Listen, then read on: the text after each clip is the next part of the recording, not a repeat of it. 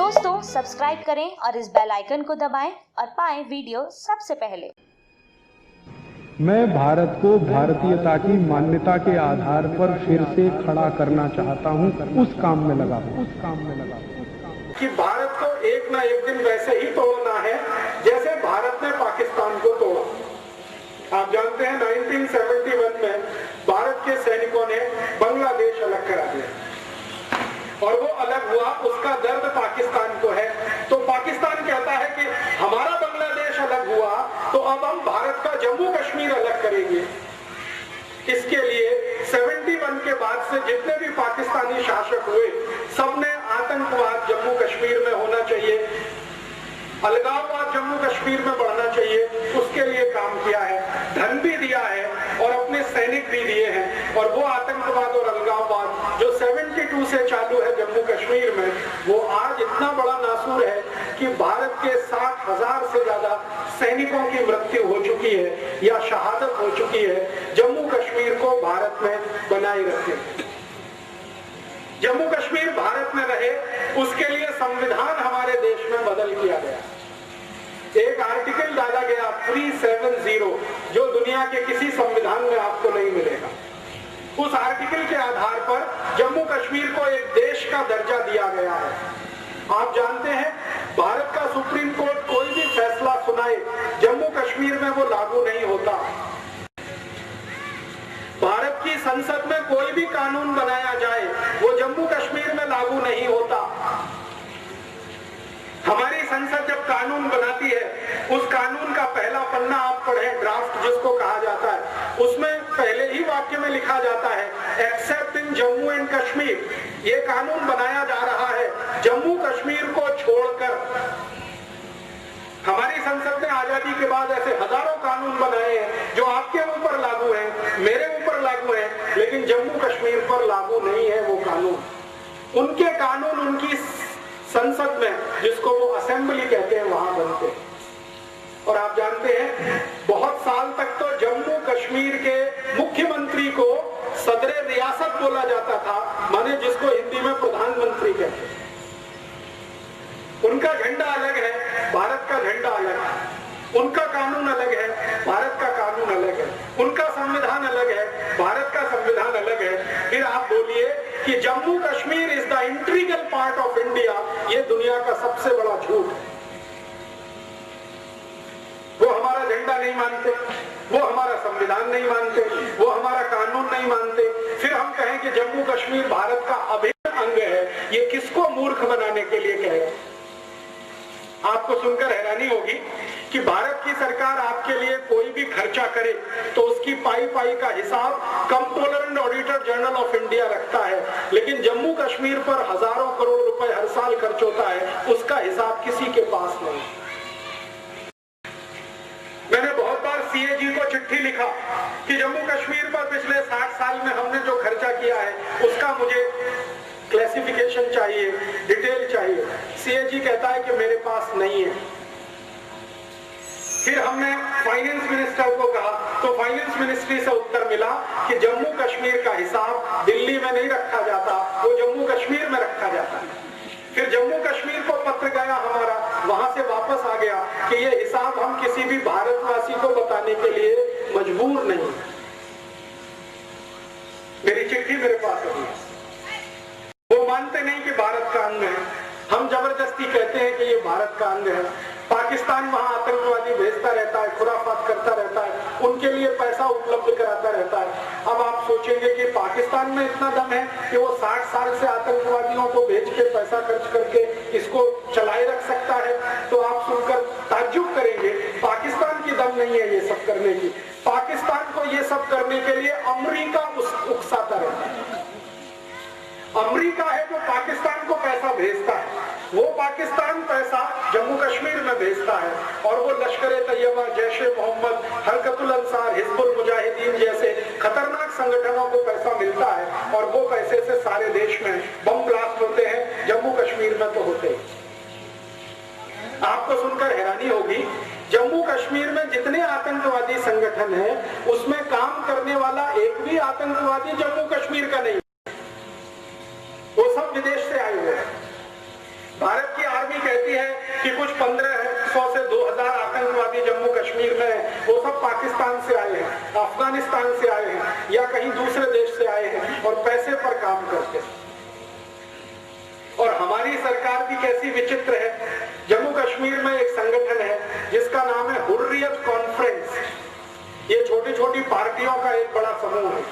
इस हुर्रियत कॉन्फ्रेंस में एक आदमी है, उसका नाम है यासीन मलिक। कभी आपने उसका चेहरा अगर टीवी पर देखा हो तो इतना दुबला पतला सींकिया हड्डी का आदमी है कि आप फूंक मारो तो उड़ जाए। मैं सच कह रहा हूं। अगर कोई अच्छा खासा हिंदुस्तानी उसको एक झापड़ मार दे तो जमीन पर 3 पलटियां खाए, इतना कमजोर आदमी है। उसको भारत सरकार ने सुपर हीरो बना रखा है। क्यों? भारत सरकार जब भी बातचीत करती है तो यासीन मलिक से बातचीत करती है और इस चक्कर में अखबारों में नाम आता है, टीवी पे नाम आता है, वो चर्चा में चढ़ता ही चला जाता है। वो चर्चा अमेरिका तक जाती है तो अमेरिका से सीधे पैसा उसको आना शुरू हो जाता है। आप पूछेंगे जी अमेरिका को क्या इंटरेस्ट है? भारत का जो जम्मू कश्मीर है ये अमेरिका को चाहिए, पाकिस्तान के लिए तो ये बेकार का है। मैं आपको सच बात बताऊं, क्योंकि पाकिस्तान ने जो पाक ऑक्युपाइड कश्मीर ले रखा है उसी को वो संभाल के नहीं रख पा रहा है। जम्मू कश्मीर को क्या रखे? ये अमेरिका को चाहिए जम्मू कश्मीर। क्यों? जम्मू कश्मीर की सीमा से चीन की सीमा लगी हुई है और अमेरिका और चीन का पुराना झगड़ा है। अमेरिका और चीन एक दूसरे के जबरदस्त दुश्मन है। तो अमेरिका की योजना है कि चीन पर एक दिन हमला करना है, जैसे इराक पर किया। वो हमला करने के लिए अमेरिका के जहाजों को एक ऐसा ग्राउंड चाहिए जहां से हवाई जहाज उड़े और चीन पर जाकर मिसाइल डाले, और वो स्थान जम्मू में है। इसलिए अमेरिका को ये चाहिए। तो अमेरिका बंदूक चला रहा है पाकिस्तान के कंधे पर रख के, और ये बंदूक है कि जम्मू कश्मीर भारत से अलग हो जाए, पाकिस्तान संभाल नहीं पाएगा, पाकिस्तान ये अमेरिका को दे देगा, अमेरिका फिर वहां सैनिक अड्डा बनाएगा और वो सैनिक अड्डा एक दिन चीन के खिलाफ काम आएगा। ये है राजनीति। अब आप बोलेंगे जी अगर ये राजनीति चल रही है भारत को बर्बाद करने के लिए, तो आप पूछेंगे जी हम क्या करें, आप क्या करें? मैं आपको एक विनम्र निवेदन करने आया कि आप क्या कर सकते हैं इस पूरी राजनीति को सारे देश से खत्म करने के लिए और जम्मू कश्मीर को सच में भारत में वापस लाने के लिए। अगर आप कुछ कर सकते हैं तो जानते हैं क्या? आप में से जितने भी नागरिक यहाँ खड़े हैं, कभी भी जम्मू कश्मीर घूमने के लिए मत जाइए। आप परेशान हो जाएंगे ये सुनकर। आप कहेंगे जी दुनिया का सबसे बड़ा स्वर्ग है, दुनिया का सबसे खूबसूरत स्थान है, हम जिंदगी भर कमाते हैं बचाते हैं, जम्मू कश्मीर घूमने जाएंगे। और राजीव दीक्षित बोल रहा है कि जम्मू कश्मीर घूमने मत जाइए। मैं ये बात पूरे जम्मू कश्मीर का 4 बार प्रवास करने के बाद कह रहा हूँ। 4 महीने में जम्मू कश्मीर में रहा, मैंने जो देखा वो आपको मैं बता रहा हूँ। आप यहाँ से यात्री और पर्यटक बनकर जब जम्मू कश्मीर जाते हैं तो आपके ऊपर सबसे ज्यादा टैक्स जम्मू कश्मीर की सरकार लगाती है, जो भारत में कभी नहीं लगता। वो सारे के सारे टैक्स का पैसा कुछ हाथों से होता हुआ आतंकवादियों तक पहुंचता है। सरकार में उनके आदमी बैठे हुए हैं आतंकवादी। आप जानते हैं थोड़े दिन पहले हमारे भारत में जम्मू कश्मीर के एक आदमी को फांसी की सजा हुई है, उसका नाम है अफजल गुरु। ये कश्मीर का है और इसने भारत की संसद पर हमला करने का पूरा प्लान बनाया था। सुप्रीम कोर्ट ने उसको फांसी की सजा दे दी है, लेकिन उसको फांसी अभी तक नहीं हो रही है। कारण समझते हैं? उस अफजल गुरु को बचाने वाले सरकार में बहुत बड़े बड़े लोग बैठे हैं। और थोड़े दिन पहले तक हमारे भारत में एक ऐसा माहौल बनाया गया कि अफजल गुरु की जो फाइल है वो डॉक्टर एपीजे अब्दुल कलाम ने रोक रखी है। डॉक्टर अब्दुल कलाम ने रिटायर होने के बाद जो पहला स्टेटमेंट दिया वो ये कि मेरे पास आज तक अफजल गुरु की फाइल आई ही नहीं, रोकने का तो प्रश्न ही नहीं। तो कहां है वो फाइल? वो फाइल भारत सरकार के गृह मंत्रालय में है, जिसका मंत्री है शिवराज पाटिल, उसके पास वो फाइल है। राष्ट्रपति तक भेजी नहीं गई, क्योंकि भेज दी जाती साइन हो जाता, फांसी हो जाती। तो अफजल गुरु को बचाने वाले लोग भारत के गृह मंत्रालय में गृह मंत्री की हैसियत में है। आप किस आतंकवाद को कुचलना चाहते हैं इस देश में, जरा सोचिए। मेरा कहना बहुत स्पष्ट है कि आतंकवादियों की मदद करने वाला ही अगर गृह मंत्री है इस देश का, तो कौन से आतंकवाद से आप लड़ना चाहते हैं इस देश में? शिवराज पाटिल के पास फाइल है अफजल गुरु की, और वो फाइल वो आगे बढ़ने नहीं दे रहा है क्योंकि अफजल गुरु को फांसी होगी, और वो फांसी होनी नहीं चाहिए। क्यों? क्योंकि अफजल गुरु एक ऐसे समूह का सदस्य है जो आतंकवाद के नाम पर भारत सरकार से पैसा लूट रहा है और जम्मू कश्मीर के नेताओं को बांट रहा है। एक बहुत बड़ा कॉकस और सिंडिकेट बना हुआ है। दिल्ली सरकार से हजारों करोड़ रुपए जाता है जिसका कोई अकाउंटिंग नहीं है। मैंने आपसे कहा वो अफजल गुरु जैसे लोगों के हाथ में ही पहुंचता है, और वो फिर जम्मू कश्मीर के मुख्यमंत्री से लेकर तमाम दूसरे मंत्री और अधिकारियों में बंटता है। वो सारा पैसा आतंकवाद रोकने के नाम पर जाता है। और हम उसमें कैसे मदद करते हैं? हम जम्मू कश्मीर घूमने चले जाते हैं। घूमने में जितना पैसा आप खर्च करके आते हैं वो जाने अनजाने आपका पैसा किसी न किसी तरह आतंकवादियों के हाथ में पहुंच जाता है, क्योंकि सरकार में उनके लोग बैठे। मैंने एक दिन सोचा कि आर्मी जब युद्ध लड़ती है तो उसका पहला टारगेट होता है कि दुश्मन की सप्लाई लाइन काटो, तब युद्ध जीतते हैं। तो मेरे मन में आया कि जम्मू कश्मीर को जो सप्लाई लाइन है, एक तो सरकार की है और दूसरे आप जैसे लोगों की है जो हर साल जून मई के महीने में घूमने के नाम पर वहां जाते हैं, हजारों करोड़ खर्च करके आते हैं। वो पैसा उनको मिलता है और वो पैसे से उनका आतंकवाद पलता है। मेरा ऐसा मानना है कि भारतीय नागरिक जम्मू कश्मीर का प्रवास करना अगर बंद कर दें, 1-2 साल के लिए ही बंद कर दें, तो समाज में जो पैसा वहां पहुंच रहा है वो बंद हो जाएगा। जम्मू कश्मीर झक मार के हिंदुस्तान में वापस आ जाए, क्योंकि उनकी दम नहीं है। आप पैसा देना बंद कर दीजिए, और ये तभी संभव है जब आप जम्मू कश्मीर में घूमने के लिए जाना बंद कर दें। हर साल लाखों करोड़ों हिंदुस्तानी वहां जा रहे हैं, और वहां एक बड़ा मंदिर है वैष्णो देवी का, वहां मत्था टेक कर आ रहे हैं। करोड़ों रुपया उस मंदिर को दान में जा रहा है, और वो वैष्णो देवी जी का श्राइन बोर्ड है, वो पता नहीं कहां पैसा खर्च कर रहा है, आपको कुछ मालूम नहीं।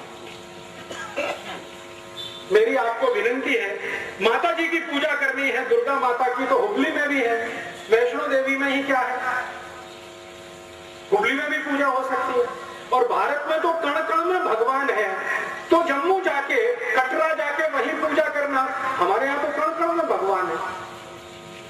तो जिस दिन भारत के 110 कोटि नागरिक एक साथ ये ऐलान कर दें कि हम जम्मू कश्मीर तब तक नहीं जाएंगे जब तक कि आतंकवाद खत्म नहीं होता, मैं आपको गारंटी देता हूं 1-2 साल ज्यादा नहीं, आतंकवाद खत्म हो जाएगा। ये तो मेरी आपसे विनती है। और दूसरी एक विनती है, अभी जानते हैं जम्मू कश्मीर में एक नया खेल शुरू हुआ है। वहां के लोग कंधे पर रख के शॉल ले लेके आते हैं और आपके हुबली में बेच बेच के हजारों लाखों रुपए लेके जाते हैं। आप जानते नहीं कि उनमें से कौन आतंकवादी है और कौन सच्चा हिंदुस्तानी। पश्मीने के शॉल 10-10 हजार रुपए के इस हुबली में बेचने के लिए हर साल जम्मू कश्मीर के लोग आते हैं और यहाँ बेच कर जाते हैं, आपका पैसा वहां पहुंचता है। तो जम्मू कश्मीर से अगर कोई आया हुआ है तो हाथ जोड़कर उसको विनती करिए कि हम तुम्हारा शॉल तब तक नहीं खरीद सकते जब तक कि जम्मू कश्मीर घोषणा ना करे कि हम भारत के अभिन्न अंग हैं। हम नहीं खरीद सकते, बात खत्म हो गई। तो उनका सामान यहाँ बिकना बंद हो जाए। आप लोग जो करोड़ों की संख्या में हर साल जम्मू और कश्मीर जा रहे हैं, वहां जाना बंद कर दीजिए, आतंकवाद की समस्या हल हो जाएगी। क्योंकि आतंकवाद की समस्या पंजाब में जो हल हुई वो इसी तरह से हुई।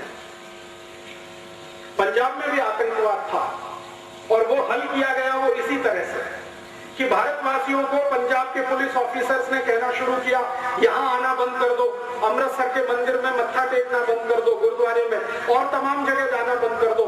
भारतवासियों ने जाना बंद कर दिया, पंजाब पूरा सूना हो गया, आतंकवादियों की रीढ़ की हड्डी टूट गई, क्योंकि अमृतसर का जो गुरुद्वारा है वहीं से सारा धन पंजाब के आतंकवादियों को जाया करता था, और अमृतसर का गुरुद्वारा ही पंजाब के आतंकवादियों का सबसे बड़ा केंद्र और अड्डा बना हुआ था, जहां पर ऑपरेशन ब्लू स्टार करना पड़ा।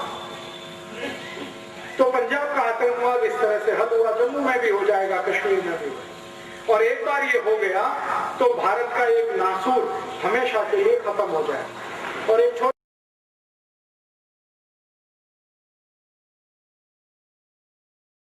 कश्मीर के मामले में हुआ यह था कि जम्मू कश्मीर के महाराजा थे हरि सिंह, उनके दिल में अंग्रेजों ने यह जोत जला दी, अलग देश बनाना, अलग राष्ट्र बनाना, बफर स्टेट बनाना, और वो इसी का गाना गाते रहते थे। और अंग्रेजों के मन में था कि ये जम्मू कश्मीर तो अलग हो ही जाए, जैसे पाकिस्तान अलग हुआ, और अंग्रेज उस आग में घी डाल रहे थे। उसी समय पाकिस्तान ने जम्मू कश्मीर पर हमला कर दिया,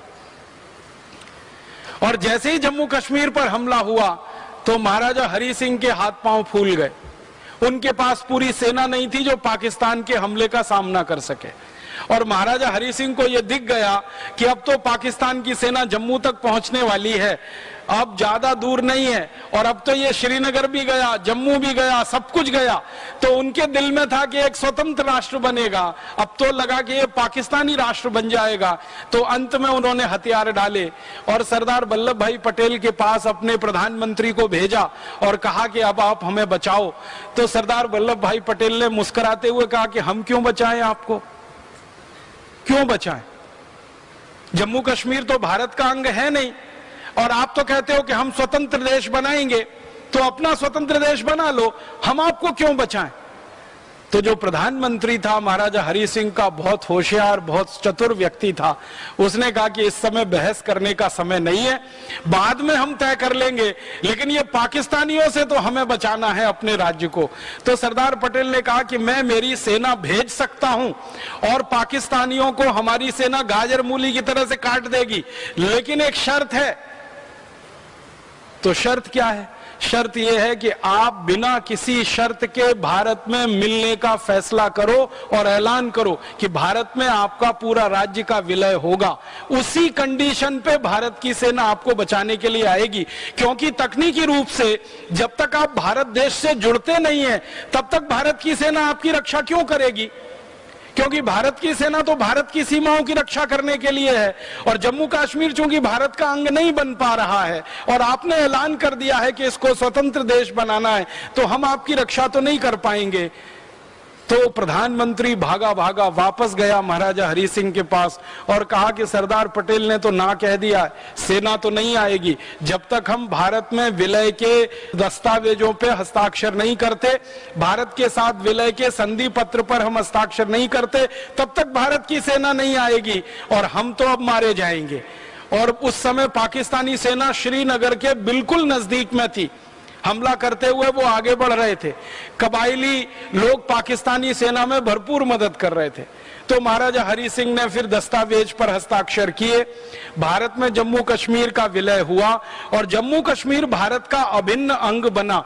और सरदार पटेल के सामने जब ये दस्तावेज प्रस्तुत हो गए कि महाराजा हरि सिंह ने स्वीकार कर लिया है, तो फिर सरदार पटेल ने आदेश किया कि अब भारत की सेना जम्मू कश्मीर कूच करेगी। तो भारत की वायु सेना ने और थल सेना ने रातों रात 24 घंटे में जम्मू कश्मीर में जो ऑपरेशन चलाया वो दुनिया का सबसे अद्भुत ऑपरेशन था। हजारों सैनिक उतार दिए जम्मू कश्मीर में, और उन सैनिकों ने जो पराक्रम दिखाया वो भी दुनिया में अद्भुत था। आप कल्पना कर सकते हैं, श्रीनगर तक पाकिस्तान की सेना पहुंच चुकी हो, आप सोचो कहां तक आ गई सेना, वहां तक पाकिस्तान की सेना पहुंच चुकी हो, तब भारत की सेना ने एंट्री की थी, प्रवेश किया था, और प्रवेश करते करते गाजर मूली की तरह से पाकिस्तानियों को काट दिया था। और पाकिस्तानी फिर उल्टे पैर भागे वहां से, और भागते भागते भारत की सेना ने जब उनका पीछा किया तो पाकिस्तानी सीमा तक भारत की सेना पहुंच गई। और पाकिस्तानी सीमा का एक बड़ा हिस्सा भारत की सेना के कब्जे में आ गया, और भारत की सेना के कब्जे में आ गया, तब भारत के सैनिक इतने उत्साह से भरे हुए थे, इतने जोश से भरे हुए थे कि भारत के प्रधानमंत्री को वो बार बार कह रहे थे कि आप कुछ करना मत, बस थोड़ी मोहलत और दे दो, लाहौर और कराची अब हमारे हाथ में आने वाला है, ये ज्यादा दूर नहीं है। लेकिन उसी समय फिर हमसे एक भूल हो गई, और उस भूल की चर्चा मुझे करनी है। वो भूल क्या हो गई? भारत के प्रधानमंत्री ने भारत के गृह मंत्री को बिना पूछे अपनी तरफ से युद्ध विराम की घोषणा कर दी। युद्ध विराम का नियम है कि जब युद्ध विराम की घोषणा की जाती है तो कैबिनेट की मीटिंग बुलानी पड़ती है, और उस मीटिंग में बात रखनी पड़ती है, और पूरी कैबिनेट उस पर सही माने और मंत्रिमंडल का सबका हां हो जाए, तब प्रधानमंत्री उसकी घोषणा कर सकता है। लेकिन प्रधानमंत्री महोदय ने ना तो कैबिनेट की मीटिंग बुलाई, ना उनकी सहमति ली, उन्होंने अपने मन से घोषणा कर दी। और वो घोषणा भी उन्होंने ऐसे नहीं कि लोगों के सामने, रेडियो पे जाके कर दी। दिल्ली का ऑल इंडिया रेडियो स्टेशन है, वहां गए और जाकर घोषणा कर दी, और अपनी तरफ से दुनिया भर को यह कह दिया कि हम संयुक्त राष्ट्र संघ की मध्यस्थता में इस जम्मू कश्मीर के मामले को हल करेंगे। माने संयुक्त राष्ट्र महासंघ आए और हमारे और पाकिस्तान के बीच में चौधरी बनकर बैठे, और इसका फैसला वो ये करे कि जम्मू कश्मीर भारत में रहेगा कि पाकिस्तान में रहेगा। जब पहले से ही जम्मू कश्मीर के महाराजा ने ये बोल दिया था, हस्ताक्षर कर दिए थे, दस्तावेज उसके मौजूद हैं कि वो तो भारत में विलय कर चुके हैं, तो भारत के प्रधानमंत्री को यह कहने का कोई बात नहीं बनती कि भारत के और पाकिस्तान के बीच में जम्मू कश्मीर को हम एक डिस्प्यूटेड एरिया मानते हैं, विवादित क्षेत्र मानते हैं, और इसका फैसला संयुक्त राष्ट्र महासंघ में होगा। बस वहीं से ये एक छोटा सा बयान हमारे गले की फांस बन गया और हड्डी बन गया। अब पाकिस्तान बार बार इसी को कहता रहता है कि भारत ने तो बोला है जम्मू कश्मीर डिस्प्यूटेड एरिया है, विवादित क्षेत्र है, और भारत ने तो बोला है कि इसका फैसला संयुक्त राष्ट्र महासभा के द्वारा होगा। तो संयुक्त राष्ट्र महासभा के लोग आए, जम्मू कश्मीर में रहें, भारत की सेना वहां से हटाई जाए, पाकिस्तान की सेना भी वहां ना रहे, और जम्मू कश्मीर में एक जनमत संग्रह कराया जाए, और वो जनमत संग्रह के आधार पर जो तय हो उससे तय किया जाए कि जम्मू कश्मीर भारत में रहेगा कि पाकिस्तान में रहेगा। अब तकनीकी बात जो मैं कह रहा हूं कि वो पहले विलय हो चुका था जम्मू कश्मीर का, तो ये प्रश्न ही नहीं उठना चाहिए था। लेकिन वो एक बड़ी भूल हो गई, और उसी भूल ने जम्मू कश्मीर को विवादित क्षेत्र अंतरराष्ट्रीय दुनिया में बना रखा है।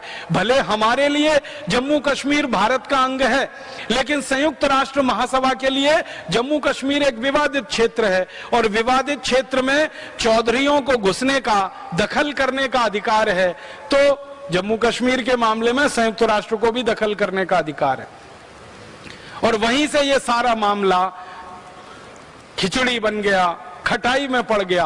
अच्छा खासा पूरा जम्मू कश्मीर वहां के महाराजा ने दस्तावेजों पर हस्ताक्षर करके भारत के साथ विलय कराया, लेकिन प्रधानमंत्री महोदय के एक छोटे से बयान ने सारे मामले को बिगाड़। दोस्तों, सबसे पहले तो चैनल सब्सक्राइब करें, फिर लाइक, कमेंट और शेयर करें, और हाँ, हमारा एंड्रॉयड ऐप डाउनलोड करना ना भूलें।